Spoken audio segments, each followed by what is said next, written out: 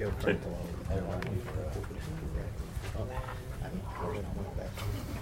Good evening, ladies and gentlemen. I will call the Budget, Finance, and Investment Committee to order and welcome back everyone after our break in July. And we do have minutes to approve from our June 25th meeting. Motion to approve the minutes. Thank you, Commissioner P., seconded by Commissioner Jernigan. All in favor, please say aye. Aye. Thank you, gentlemen. Mr. Beatty reports that no bids were taken this past month, and he does report that the LGIP rate is 0.07. So that is the investment report for this month.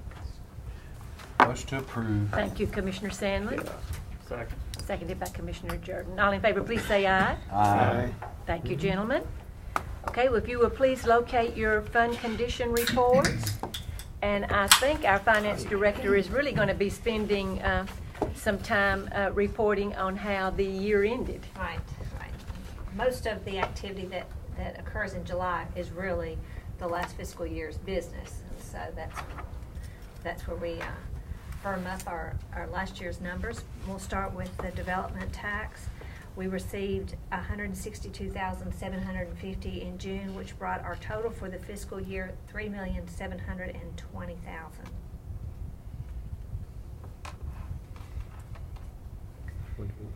If you, what I'll go to next is page 4 of 60. Remember, it's the left side, upper left, 4 of 60. Our cash balances at the end of June was $186,278,000, with $165,838,000 being operating funds, $20,440,000 about to $40,000 being borrowed funds.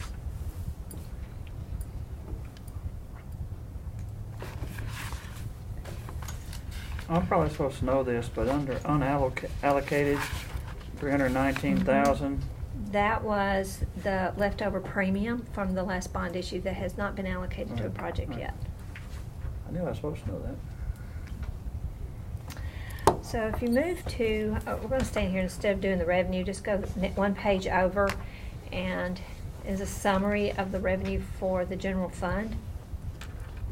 Revenues exceeded for the fiscal year our amended budget by $1,327,000. That's on page 5 of 60, if you can see that. We ended 1.59% above our estimate.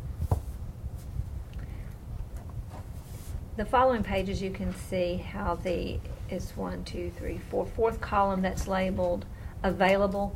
That's the amount that the departments did not spend. And I'm on page 6 of 60. Moving over to 8 of 60. And for the entire fund, all departments, $4.5 million was turned back and not spent. You can see which departments that was, but overall, of that $4.5 million, about $2.2 million of that was related to salary and wages. And when we budget the positions, we budget all year long for all the positions, and so a lot of this is generated by people leaving and the turnover, and somebody coming in at a lower pay than the one they replaced. About $800,000 was not spent that was allocated for services. About $500,000 was allocated for supplies that was not spent. $166,000 for premiums and other charges, and then the last one, $900,000 was not spent on capital. And the largest portion of that was that $660,000 that we had allocated for buying the property at for the parking garage that we had in place in case the transaction happened before we got our bond money. So we did not spend that. So I'm really going to highlight and hit the two major funds, the general fund being one. and the school fund being the other. Can I, I think it's page 7. Yeah, it's page 7 of 60, which is, says, the sheriff, yeah, the sheriff department. Yes. They turned back in $644,000. Now, my question I'm getting at, is any of that encumbered for the next year? I mean, for this fiscal year we're in? Yeah. Roll over or whatever? I mean, it. Is some of that rollover that they can spend it this year is what I'm saying? Well, when you say roll over, to me, it's that $209,000 they've got in purchase orders, they've got encumbered, that is left over from last year, that's on a PO, that any commitment as of June 30th, that money could be spent for. Mhm. The only thing that rolls over and gets appropriated, we'll see that tonight, and that would be some grants. Okay. Either grants or donations that they may have received in that But last. that's all part of that 644,000? That, yes. There's an amendment tonight that would be monies that was not spent and allocated in last year for the Governor Highway Safety Grant, was from overtime. Mhm. That was not spent, that will be rolled into, Okay. yeah, So to amendment tonight. really, some of these figures may be a little inflated because there's still stuff that Well, it's they're gonna be restricted to spent. use. Mhm. It was restricted It on has how a it could be use, used, you know. yeah. And then there'll be revenue also recognized for it too, Mhm. so. Yeah. Okay. Mm-hmm. All right, now, the schools, you can flip through the other ones. The schools are, let's see, I've got 21 of 60.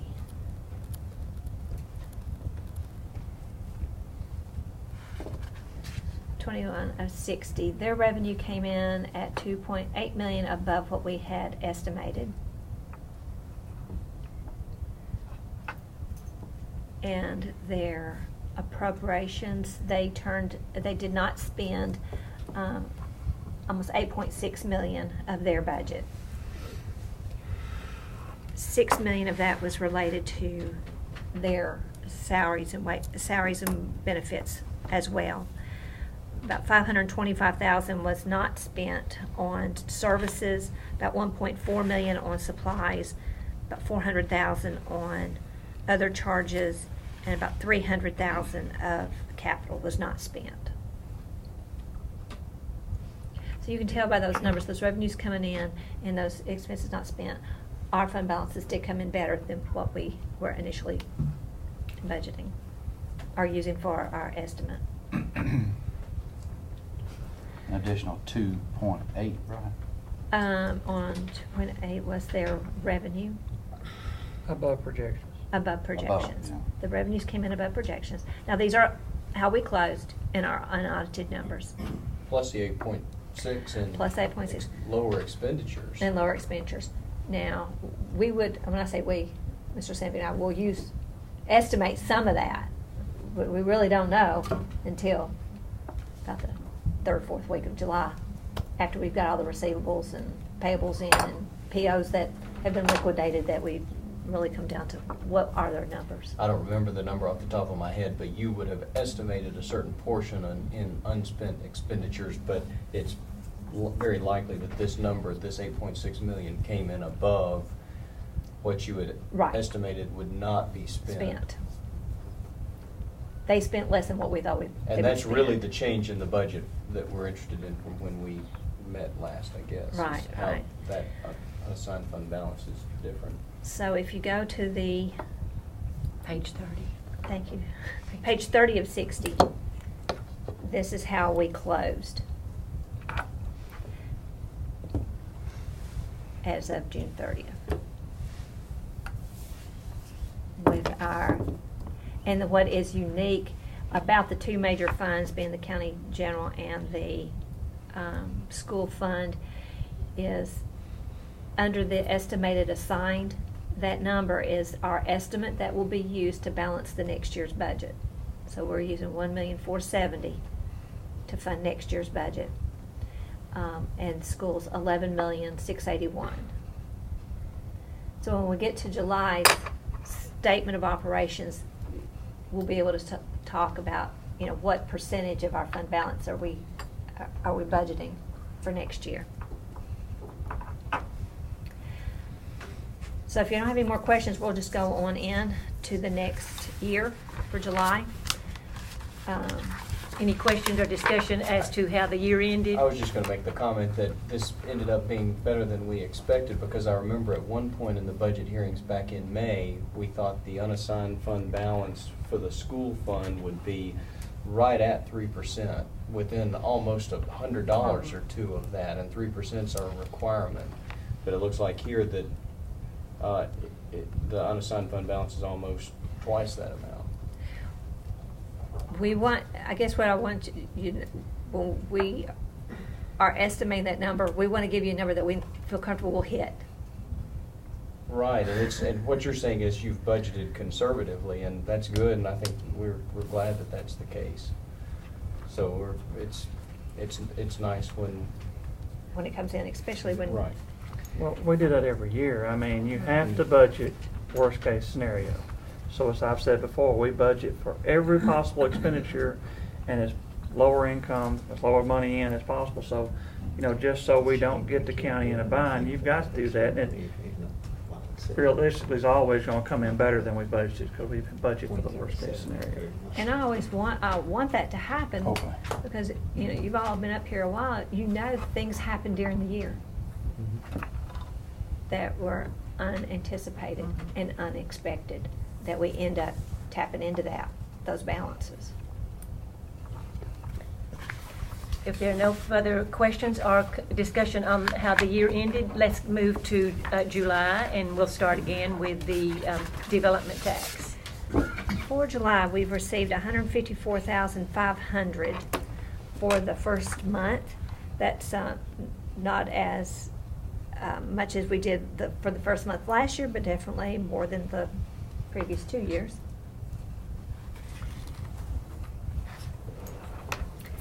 And again, when you look at the revenues, I've got to get to the cash balances. Cash balances, please. Yeah, $167,631,000, with $147,225,000 being operating, $20,407,000 being borrowed funds.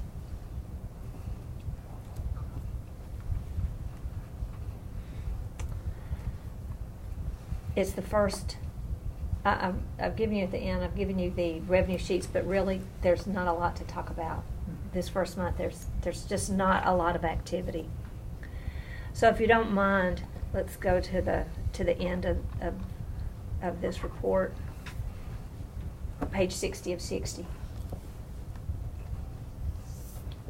This is when you can tell, once all the funds, all the accounts close in each of the funds, and how we move into the current year. That unaudited fund balance, that's all our fund balances, including whether it was committed, restricted, assigned, or unassigned. Our estimated revenues and appropriations. Now for the general fund, and we'll come back to this later on in the meeting. But as projected right here with the way we closed, our general fund balance estimate at the end of the year is 21.9% of our estimated appropriations. And our minimum is 15. The school's minimum is 3, and in this, where we are now, is at 4.9%. Now I'm going to come back and at the end of the meeting, we're going to talk about these, and these numbers I'm giving you is going to change a little.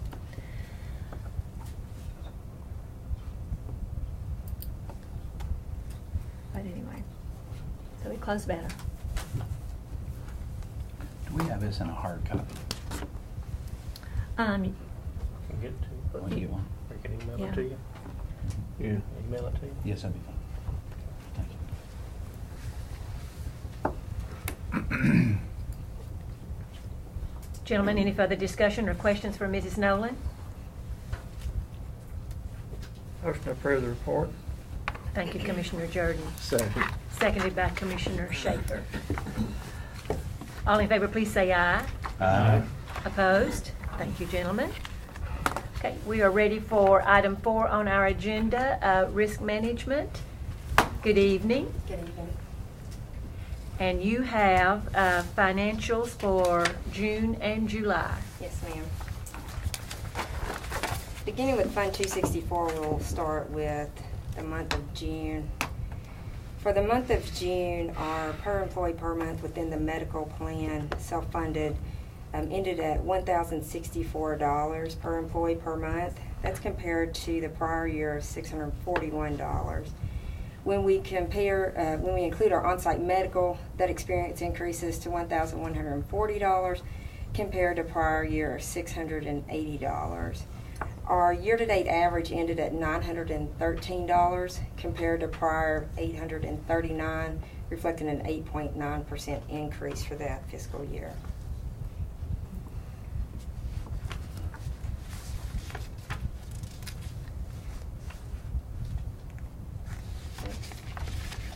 Moving on to Fund 266, for the month of June, we ended at $2,045,738 compared to prior year of $767,385.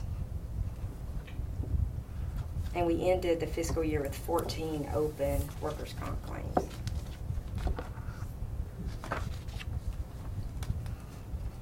For the month of July. End of the year with 14. Mhm. That's And again, fine. those are, those can open and close, so those Yeah. numbers will fluctuate, but normally not by 2 or 3. It's the most that we see it fluctuate by at one time. And then obviously some will close. We started around 2021 at the beginning of the fiscal year, so we closed out a few.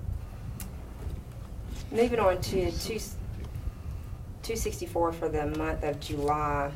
Our self-funded claims experience resulted in a per employee per month of $848 compared to prior year of $885.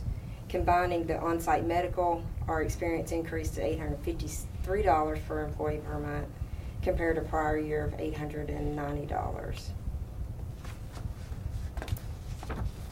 Within Fund 266, what we saw in the month of July was a spend of $90,939 compared to a prior year of $44,509.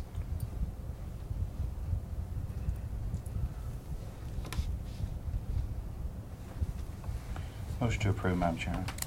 Commissioner Sandlin, thank you. Sir. Seconded by Commissioner Jernigan. All in favor, please say aye. Aye. Opposed? Thank you. The next item is to approve bond amounts for county officials. Our current bonds expire, and we will need to replace those effective 9/1 following the election. I have before you what the bond amounts need to be for the various positions, and I'm asking approval for these bond amounts. So moved, Madam Chairman. Commissioner Sandlin, thank you. Second. Seconded by Commissioner Jordan. Discussion? Question. Commissioner Schaefer? Chairman of Purchasing. Isn't that the mayor? That's the mayor. Well, okay, then it says on down there, county mayor. So why do we have to have, does he have two separate positions? Yes, currently. Or can we drop one of them is what I'm getting at. I mean, whether he's chairman of the purchasing committee or not, he's still the county mayor. It's kind of two different roles, though. I mean, you've got to be bonded for, I'd say, the purchasing role, and you got to be bonded for the mayoral role. That's part of the mayor's duties. Yeah. Yeah. So Ms. Nolan can look into that and do whatever's appropriate, I would think. I didn't even know we had to do it twice last time. We have carried a bond for For both. purchasing, and that's what I've seen. I can go back. I did Okay. contact the state and ask about the increase and such, and was told that we needed to carry a bond, but I'll verify before we pay for it. If it's the same person, maybe at other places it could be, or a It lot could of be somebody times could be different. somebody different, I would think, yeah. We just kept it simple. Put more on his shoulders. And we just don't want to get the deputy mayor in there if we only have to have one bond, right? Okay, we can check on that. Any other discussion? Call the roll, please. Commissioner Baum? Yes. Commissioner Jernigan? Yes. Commissioner Jordan? Yes. Commissioner P? Yes. Commissioner Sandlin? Aye. Commissioner Schaefer? Yes. Commissioner Ely? Yes. Thank you. Thank you. Thank you. Item number 5, acceptance of the Tennessee Clean Air Energy Grant for reappraisal and the related budget amendment. Good evening, Mr. Mitchell. Good evening. Mrs. Nolan? The award was for $52,000, of which $23,400 is coming from the state, and our commitment would be $28,600. Mr. Mitchell, did you need to add anything to that? Just that we will be the first assessor's office in the state of Tennessee to be utilizing this technology. We've shared the grant information with the other assessors, so everybody's kind of looking at us as taking the lead with the new technology here. So we're excited to lead the way with it. Are you gonna have to put in a charging station, or? It's 100% gas electric hybrid. Oh, it's, So I thought it was a lease. Apparently it's not a lease. No, it's a Ford C-Max, and Ford of Murfreesboro has agreed to be the lead purchasing source for any that come in across the state, so we'll be funneling more money into our county. So you'll be able to use it anywhere in the county and not just a city. Anywhere, we don't have to just drive out, so we have to around get back. Murfreesboro, okay? The nice thing about it is it'll operate under full electric power all the way up to 85 miles an hour. So for stopping. That's illegal. You would hope they're not doing 85. If they do, we have a way of finding out. Yeah. Do 85 hours, we might get something for the sheriff's department. They could do hot pursuit at that, I guess. But for going around through the neighborhoods and checking on properties, it'll be 100% electric. And that's something we won't see in your budget for the next couple of years. It's a new vehicle, right? Shouldn't. Some extension cord. 100,000 for extension. We're getting two. This buys two vehicles. It's a buy one, get one free.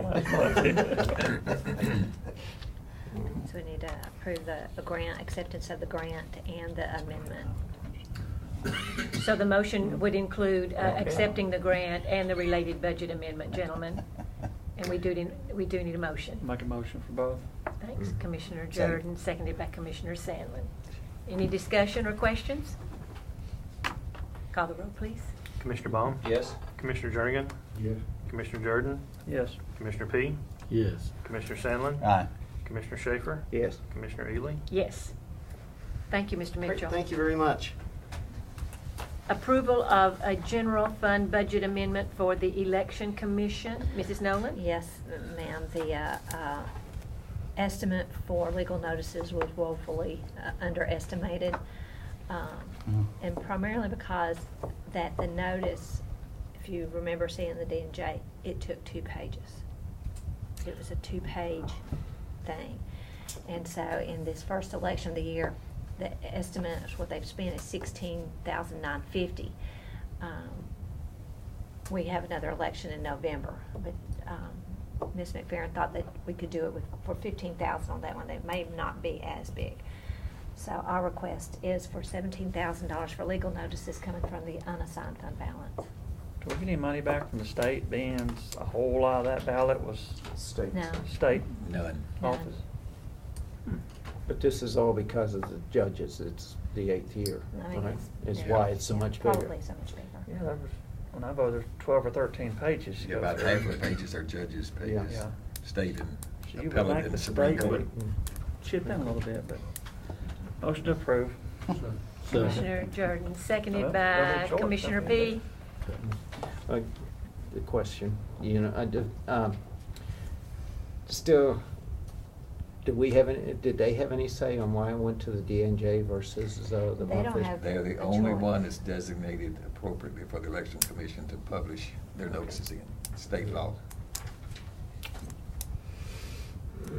Call the roll, please. Commissioner Baum? Yes? Commissioner Jernigan? Yeah. Commissioner Jordan? Yes. Commissioner P? Yes. Commissioner Sandlin? Aye. Commissioner Schaefer? Yes, under protest. Commissioner Ely? Yes. Ms. Duke? Well, I've got a question now, going back to that. I mean, the D&J is the only paper that they can advertise that in. I don't mean to start bashing D&J. What if they said this was $100,000 or $200,000? Or, I mean, can they just charge whatever they feel like, since they're the only one that has the ability to do that? That meets the qualifications as outlined by the state code. I don't have much problem with D&J, but everybody needs a little competition. Yeah. I would hope we could look into having the ability to take bids or something, because they can just set their own price. They did. Item number 7, approval of PREA audit contract for juvenile detention. Okay, we have a federal mandate that requires us to be compliant with PREA, which is the Prison Rape Elimination Act, and the state of Tennessee requires that we use a certified PREA auditor. There are only so many available. There are more becoming certified as the year goes on. They originally told us that it was going to be about a $6,000 audit. We have found this gentleman who is going to be able to do it for us for $3,000, and he has an agreement for these services, and I'd like to get approval to use this certified auditor at a reduced price. Motion to approve. Second. Commissioner P., seconded by Commissioner Schaefer. Discussion? Good job. Call the roll, please. Commissioner Baum? Yes. Commissioner Jernigan? Yes. Commissioner Jordan? Yes. Commissioner P? Yes. Commissioner Sandlin? Aye. Commissioner Schaefer? Yes. Commissioner Ely? Yes. Thank you. Thanks, Lynn. For you. From the Sheriff's Department, Mr. Russell, good evening. Good evening. Okay, you have one budget amendment. Yes. Since we did not expend all the funds for the Governor's Highway Safety Office last year, we wanted to, of course, need to roll those funds forward, please. So we had left over $95,393 total, which breaks down into $79,747 of overtime and related benefits. We'd like to roll that forward to this year's budget so we can use those funds as appropriated. So moved. Commissioner Schaefer, thank you. Second. Seconded by Commissioner Baum. Any further discussion? Call the roll, please. Commissioner Baum? Yes. Commissioner Jernigan? Yes. Commissioner Jordan? Yes. Commissioner P? Yes. Commissioner Sandlin? No. Commissioner Schaefer? Yes. Commissioner Ely? Yes.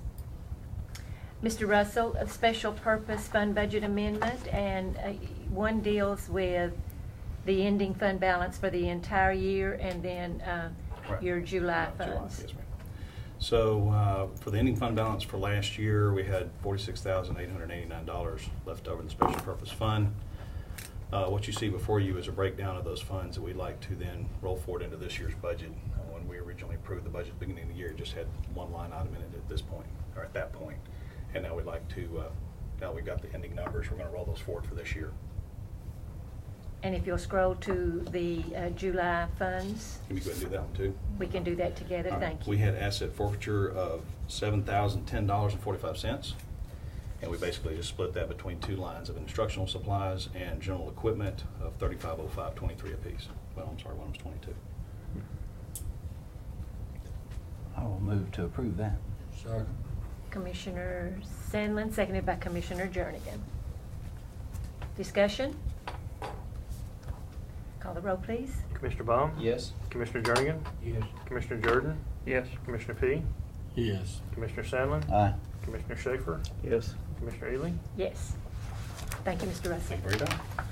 Item number 9, the approval of a general fund budget amendment for the Health Department. Mrs. Nolan? Yes, ma'am. This is the money that the health department received for the tobacco, out of the tobacco settlement for the smoking cessation program. And she did not, if you remember the agreement with the MTSU, it was late in the year. So really, no funds had been committed or spent last year, and the county already received the money. And that's what we're taking, that we've reserved and restricted those monies because it could only be spent. You'll see we're not taking out of unassigned fund balance, but a restricted fund balance of $103,668. So moved. Second.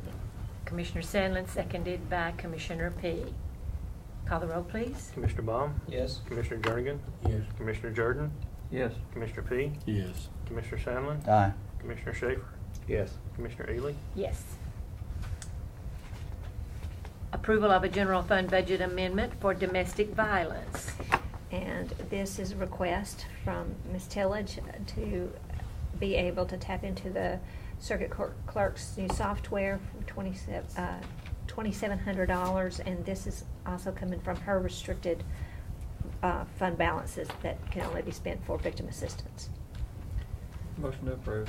Second. Commissioner Jordan, seconded by Commissioner Schaefer. Call the roll, please. Commissioner Baum? Yes. Commissioner Jernigan? Yes. Commissioner Jordan? Yes. Commissioner P? Yes. Commissioner Sandlin? Aye. Commissioner Schaefer? Yes. Commissioner Ely? Yes. Mr. Hill, if you will join us, please. He is requesting an approval of a general fund budget amendment for his Department of Engineering. Good evening. Good evening, Commissioners.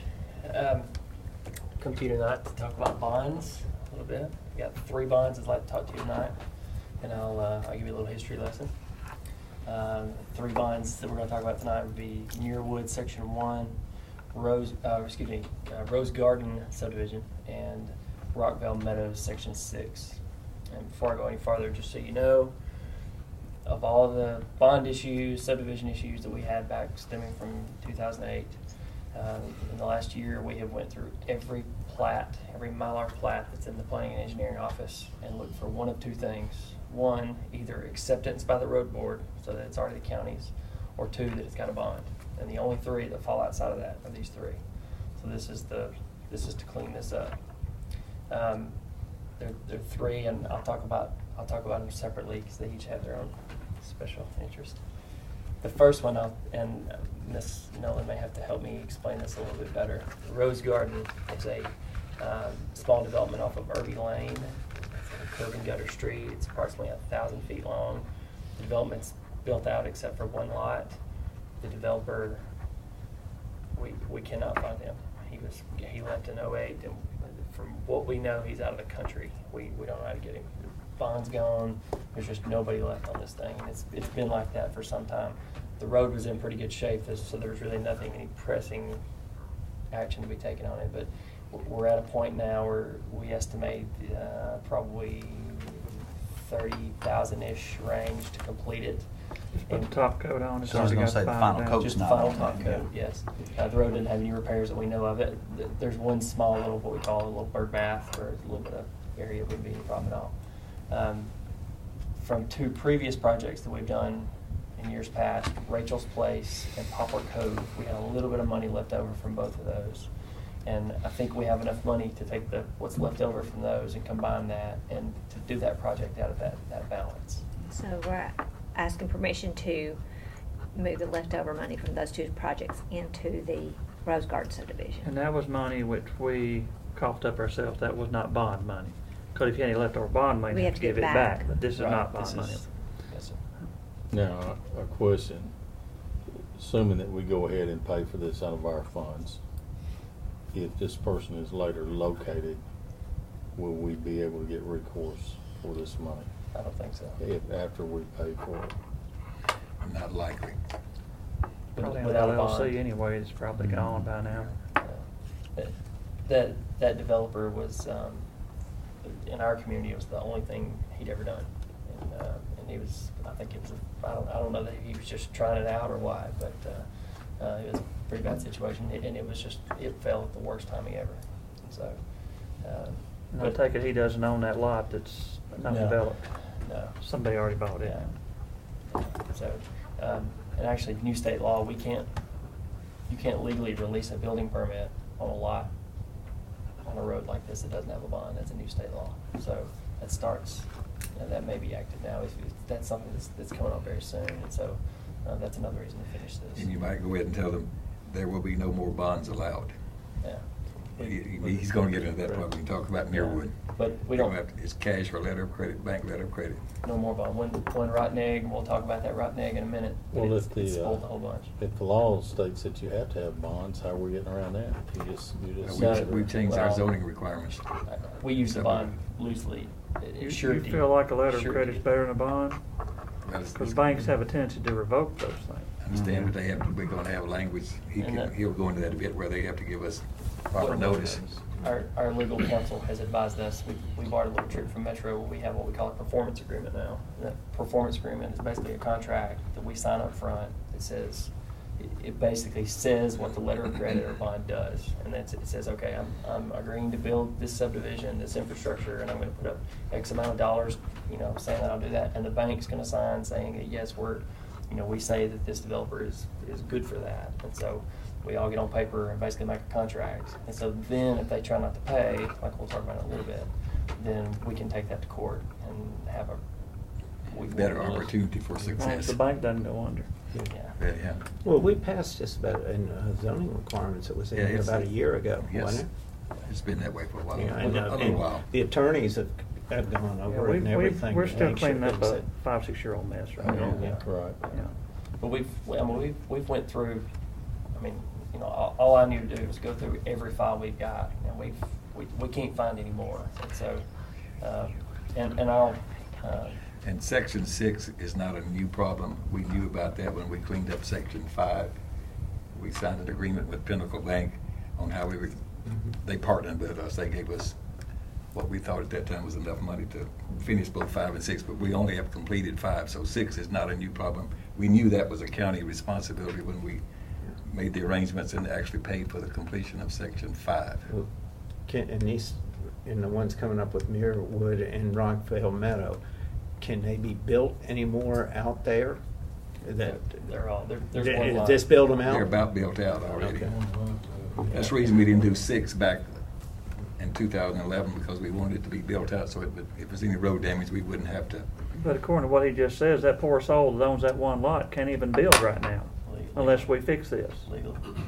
So building code is gonna turn them away after they've spent their hard-earned money, which it may be a developer, it may be just somebody who wants to build a dream home right there, but they ought to have the right to build their house. Do we need to take action on the? Well, we've Turner read Street? the other two together. Okay. What about Muirwood? I thought Pinnacle had Muirwood. Did they turn that over? Muirwood was, Muirwood Section 1, we called the bond, 3,000 foot of road. We called the bond, and the bond company said, you know, thanks, but just sue us, we're not gonna pay it. And so, we've been in litigation on that since 2011. Now, Jock Rucker, our attorney on that issue, in that case, is here with us tonight if you guys have any legal questions. What we think out there is this case is taking a long time, and we're hoping that if we repair and fix the road and pave it and submit a final cost of what it cost into the lawsuit, we're hoping that will expedite the lawsuit and make it come to an end a little quicker and get payment for it. That's our hope.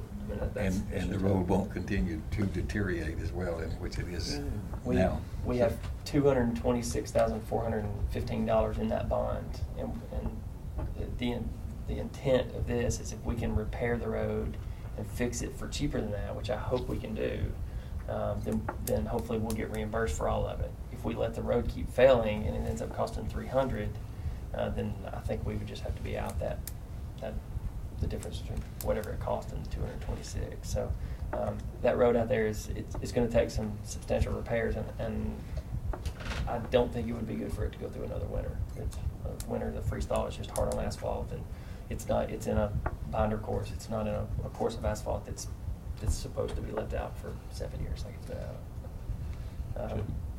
Good couple of questions. Sure. Okay, when this, is our county highway department able to finish this road, or does it gotta be bid out? County Highway Department cannot work on any road that's not a county accepted road in their road book. Can't touch it until it comes into compliance with their specifications.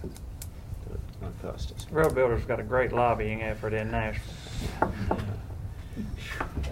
if they didn't have it that way, you'd be finishing a lot of work. That's right. Yeah. Didn't have it that way. How could, I don't understand why the litigation has gone on for so long on this bond then. Well, it's just typical with litigation, and Mr. Rucker can address this. I mean, it takes forever. I mean, if that's okay, Madam Chairman. They can delay, they can ask for continuance, they can take depositions, they can So take there hasn't discovery. even been a preliminary verdict on this thing at all? No, we haven't got to court yet. And it's even worse than that, they can tell you, they're bringing some other parties in to cross counterclaim the bond company. So Mr. Rucker can address some of those things. It's going to slow it down even more. 3 years into it. Welcome, Mr. Rucker. If you would like to Thank you. expand on that, we'd appreciate it. I'd be happy to. We've been working on it for 3 years. I don't think the lawsuit's been pending. Let me look and see here. When the lawsuit was, the bond was called in 2011. The lawsuit was filed, I think, in 2012. That's still a long time. There were two things, I think, that contributed to sort of it moving slower. One was an expectation from the bonding company that they were going to pay. There were actually two from this bonding company, and one of them, of $30,000, they paid. This one, $200,000, they drug their feet on, but they gave us some expectations that they would pay it, and so we sort of slowed down on it for that reason. And secondly, we wanted to wait until the subdivision was finished out to such an extent that if we did something to repair it, you wouldn't have a lot of construction traffic that would be breaking up what had just been done, and it be turned over to the county, and the county have to start doing repairs on it. So that's part of what has delayed it. And again, Mayor Burgess mentioned just a minute ago, the bonding company is wanting to join into new parties at this time that will result in it slowing down a little bit more. And that's coming up for hearing in about 2 weeks in court, whether they can join these additional parties, of which they probably can. And the parties they're wanting to join are James Rowland, who is one of the two Rowlands, and Rowland. And I'm drawing a blank right now. They're joining in Fox Ridge Homes. Yeah, Fox Ridge Homes bought a lot of the lots out there. And whether they became a subsequent developer and by purchasing all these lots assumed some responsibilities for finishing out the roads or not is going to be the issue. And that's what the bonding company is seeking at this time, to see if Fox Ridge Homes qualifies as a developer and bears some of the responsibility, rather than the bonding company have to pay the whole thing. So that's sort of where we are and where it's headed. But no matter what happens in court, nobody's going out to work on that road besides us. We're just talking about money. That's right. That's right. And So whatever we recover through the court would be used to reimburse the Yeah. monies we have to spend. But we've still got a substandard road that's getting worse every day, and it's gonna be the county's responsibility no matter what to fix it. It's not getting cheaper. Yeah. And asphalt went up 5% this month too, so. I'll make one more comment. The people in Muirwood Section 1, the residents out there, have been extremely patient. I think they've had a high level of frustration recently, and rightfully so. And they've expressed that, but done it very graciously, very professionally, but let it be known that they're very frustrated with this. But they've been very understanding also while this process has worked its way through. If we do recover something, where would we put that recovery in the budget? It'll go, well, From wherever we take this money. it'll come back to the Unassigned general fund fund. balance? It'll go Yeah. back to the Back, general yes. fund. Right. Is this unusual? I mean, it seems very unusual to me for a bank or a bond issuer just to say, hey, sue me, I'm not gonna pay you. I mean, is that not unusual, or? I mean, I can kind of see their thought process if they're trying to get these other people to join in, but caught me by surprise.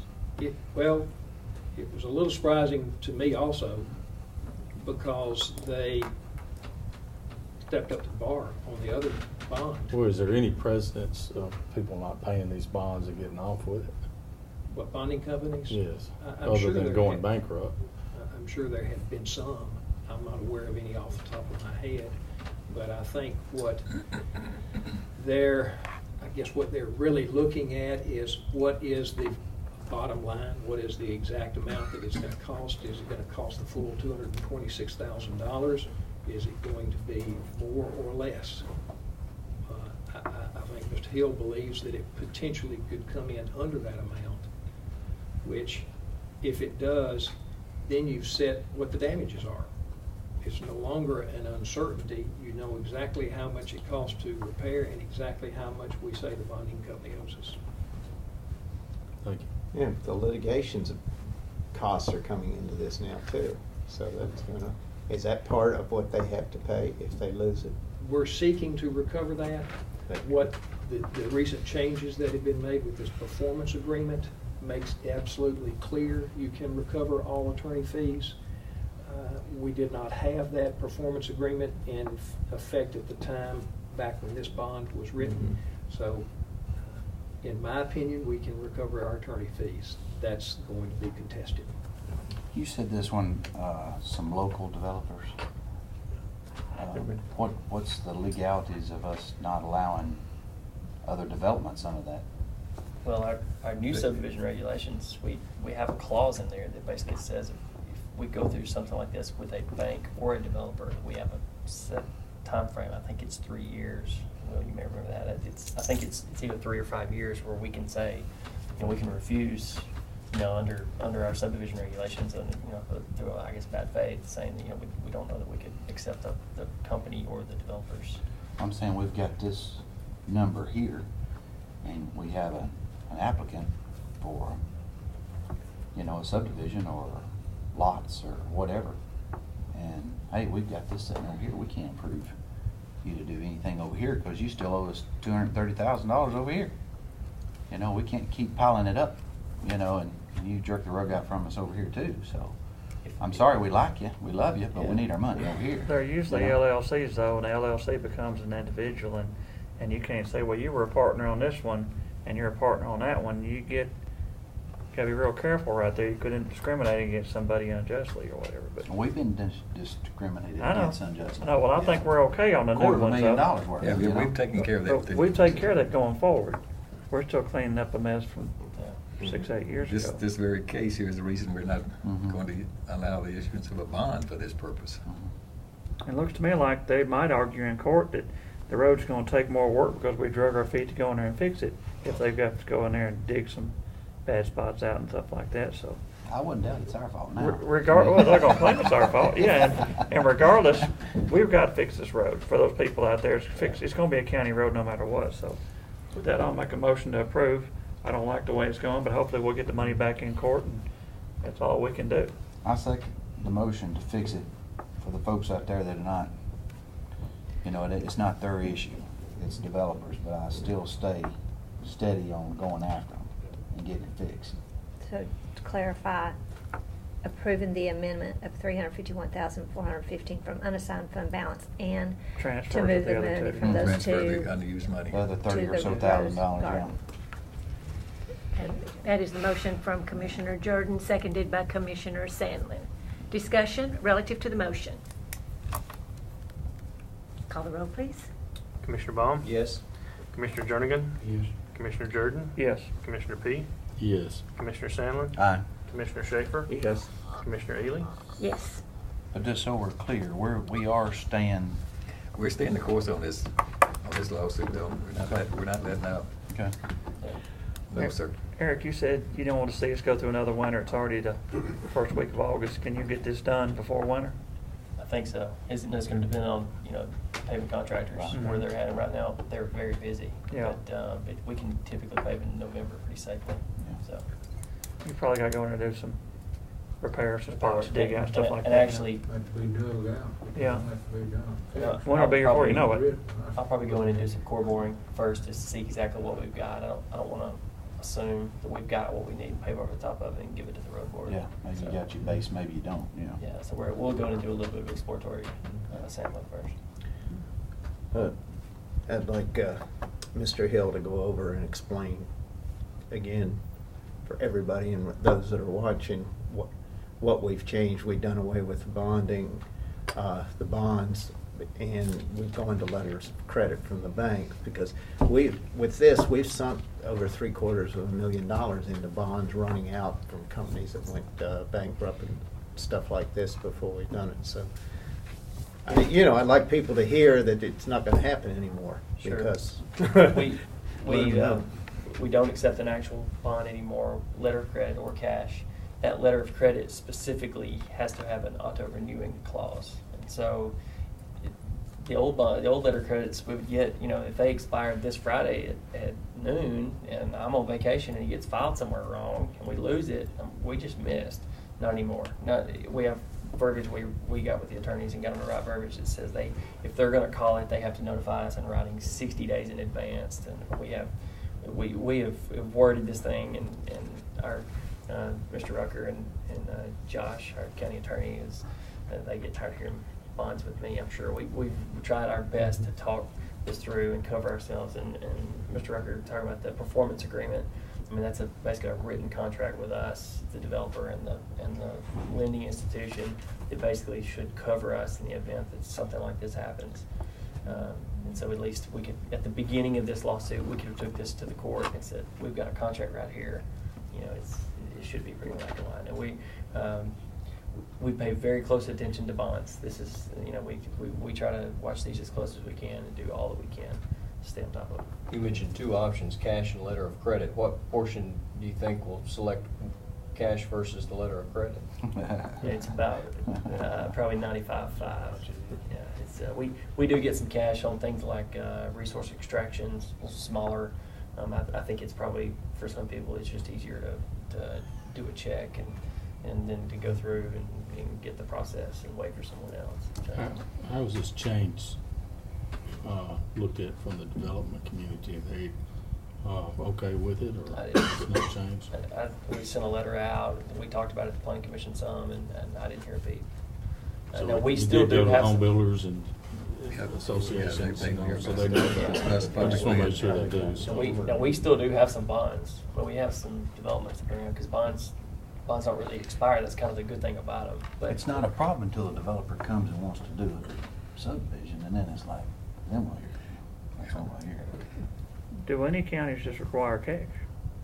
I don't know. Everybody I've talked to thinks I'm crazy for not taking bonds. I mean, it's, everybody's, not many people are really picky about it, to be honest.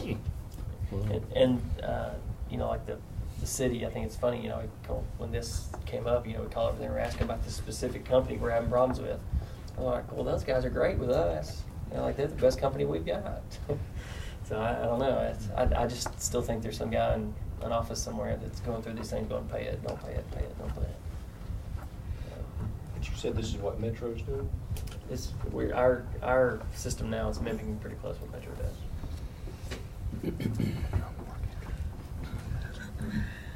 Gentlemen, any further discussion or questions for Mr. Hill or Mr. Rucker? Well, thank you. You've inherited most of this, so I appreciate your hard work on it. Thank you, gentlemen. Yeah, thank you.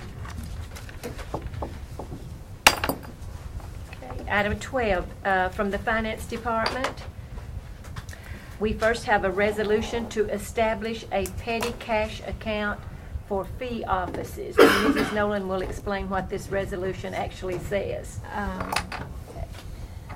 In talking to our auditors, they tell me that we're just getting too big to do the way that we have handled this in the past. And what we have done, whenever there is a change in one of the fee offices, before the fee officer leaves, all their cash has to be sent to the county. Whatever is, they close out everything. Send to the state, send to us. There's no money left. Well, the next day, business has to transact. And so in the past, the way that has been handled in all these offices is they bring their own money to start up cash.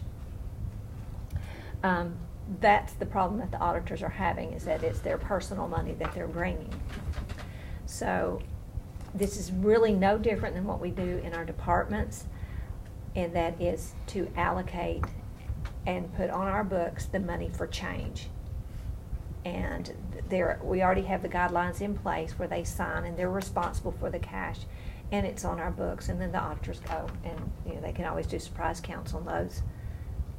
You mean the cash personal funds. money? You mean the office personal money? No, I'm talking about the personal money. The personal They money. don't have any other source from Your which bill. they can get the money. When they Right. first day of office, they don't have any other place to get the money, and they got to have cash, change. And that gets really messy, looks like, because they've got to Oh, put yeah. their money Their in money. and get their They money get their back. fee and get it back. Yeah, that's. That's So not good. that's, Yeah. I remember the last election But it is and me probably not a explaining problem. this Getting is the back, process, you know. and I got that exact look from all of them. Yeah, you need to go scrounge up $500 somewhere. Yeah. So anyway, we've written this. Or I mean, 5,000. some of this, Yeah, it's already $750 each. transacted. I mean, they've already got their own personal money back and it's their fees, but whenever there's a change, all of it comes to us. And so then what we will do is write a check to that fee office holder. They will always be responsible for that money, and it will be on our books that the money is sitting over there. So that is what this resolution, and we wrote it in such a way that whenever there is a change, we'll eventually get everybody on this system. So that's what we're asking for the county fee offices, specifically circuit court clerk, county clerk, register of deeds, and trustee have a need for startup cash. So we are asking for y'all to resolve that we can set up petty cash accounts. Amen. Motion to approve. Commissioner Salmon, thank you. Seconded by Commissioner Jernigan. Any further discussion? Call the roll, please. Commissioner Baum? Yes. Commissioner Jernigan? Yes. Commissioner Jordan? Yes. Commissioner Petty? Yes. Commissioner Sandlin? Aye. Commissioner Schaefer? Yes. Commissioner Ely? Yes. Acceptance of the home grant from the Tennessee Housing Development Agency. We don't have to do a budget amendment for this one. We've already got it in the budget. You can see that the term of this agreement is from July 1, 2014 to June 30th, 2017 for $120,000 for the home grant. So we were awarded it. So this is all flow-through money. So we're requesting acceptance. So moved. Commissioner Sandlin, thank Second. you. Seconded by Commissioner P. Call the roll, please. Commissioner Baum? Yes. Commissioner Jernigan? Yes. Commissioner Jordan? Yes. Commissioner Petty? Yes. Commissioner Sandlin? Aye. Commissioner Schaefer? Yes. Commissioner Ely? Yes. Gentlemen, we need to repeal the tax levy resolution that we adopted on June 27th and approve a new tax levy resolution. And if you will scroll to the resolution, Mr. Tucker has highlighted in yellow what we need to focus on, and Mrs. Nolan will give us some more information. Okay. The first, page 1 of 7 is the adjusted certified tax rate, which effectively is reducing the rate that we had adopted by 1.01 cent. It was, what we adopted was 2.4968. And after we had adopted our budget, the state contacted us and informed us that what we were using and thought we were using was certified rate was not in fact the certified rate. But the second letter is the letter, or the second document is the letter from the state. You can see it's July 17th, of which they agreed on the certified rate. A week after that, July 23rd, is the letter from Kelsey Jones apologizing for the confusion of what occurred. But he goes on to say that if you intended to keep the rate that you adopted, it is higher than the certified rate, therefore you would have to hold a public hearing. As we've already talked, the fund balances did come in better. And so the difference, the change, I think we can, we would still meet our policies. If you take the effect out, and I'll tell you what the effect is. If you go to the long sheet, that is page 5 of 7, the change in the current levy is listed over there in red. But this was using a valuation of $6,250,000 in assessments. On July 29th, the assessor ran, they're still working and adding properties. They've already added additional $17.5 million to the assessments from when this document was prepared. I tell you that to say that I would not recommend that we would need to amend our budget, because it's still gonna change between now and when they print bills. We can live without the penny, in a Right, because straight, of, simple. right, because the fund balances came in better.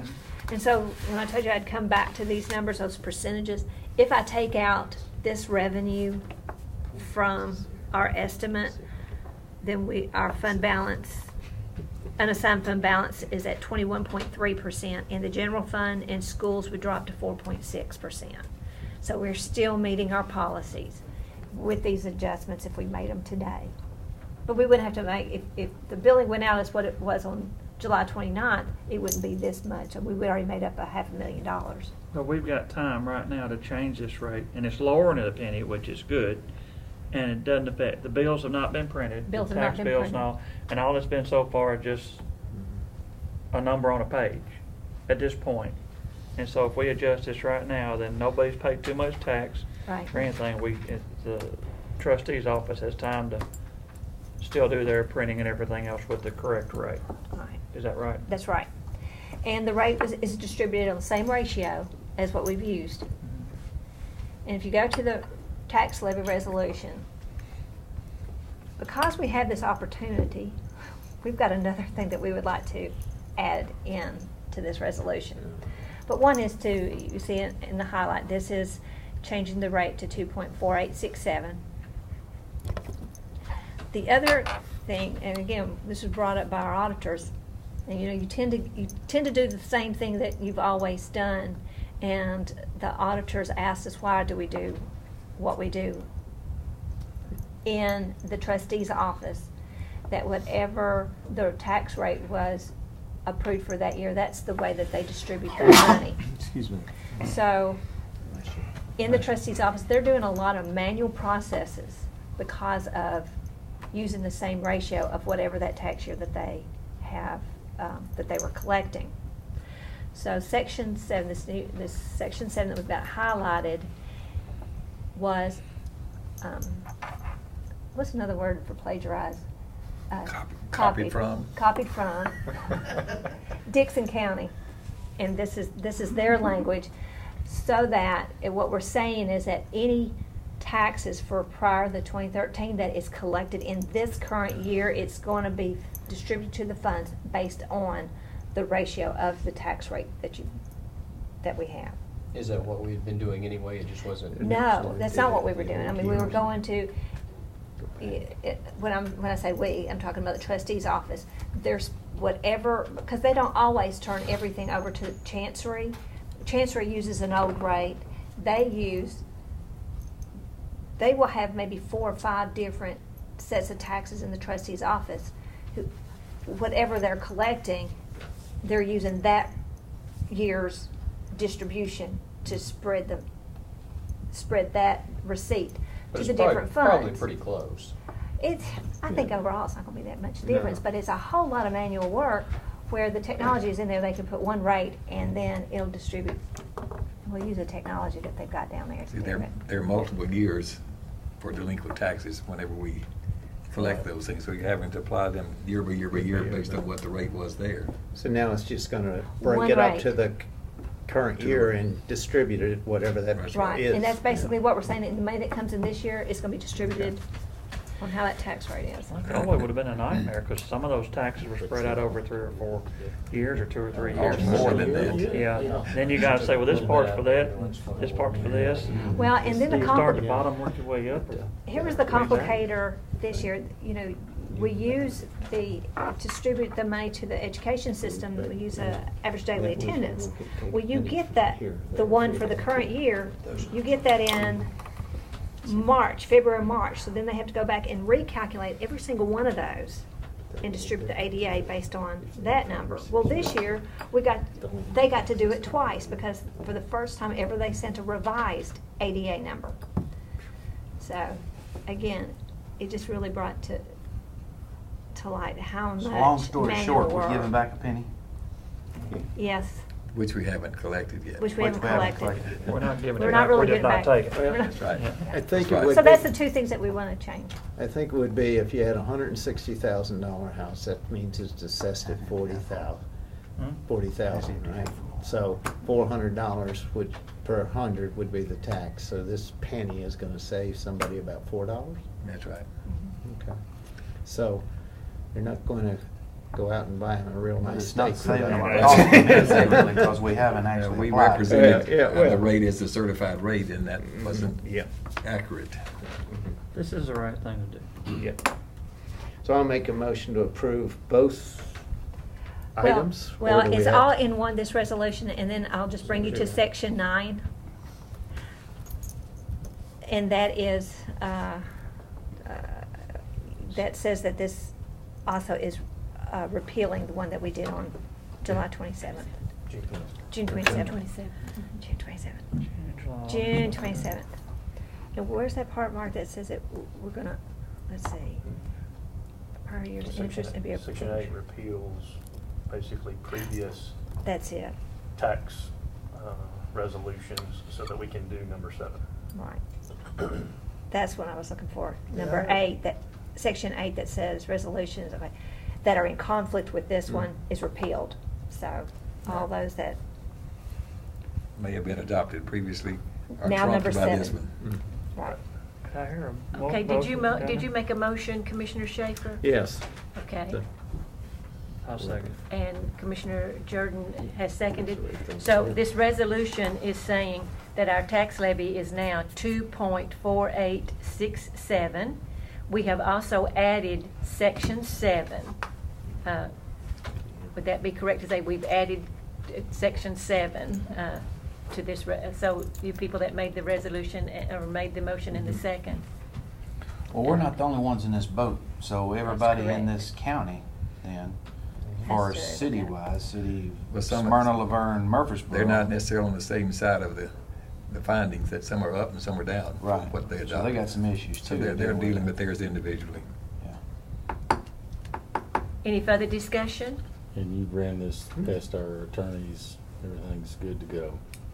Well, I mean, Dixon County has it.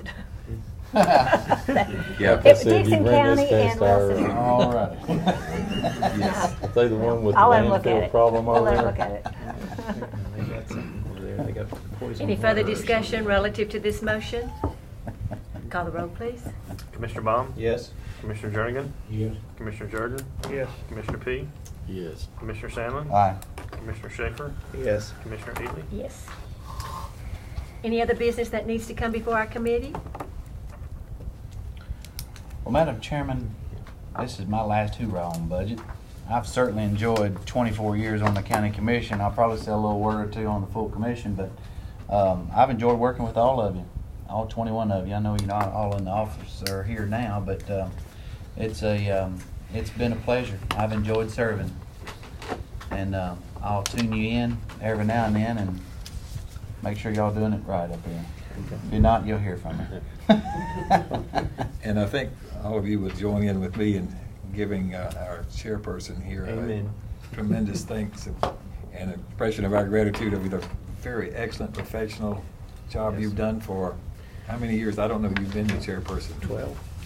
I've been here 12, she's been the whole 12. Yeah, time I she was was here. here. So The whole time I've been. it's remarkable, Hard and to we believe. really appreciate that. Thank you. It has, it. Yay. Thank you very much. Any other business that needs to come before our committee? Thank you, gentlemen. We are adjourned. She's gonna-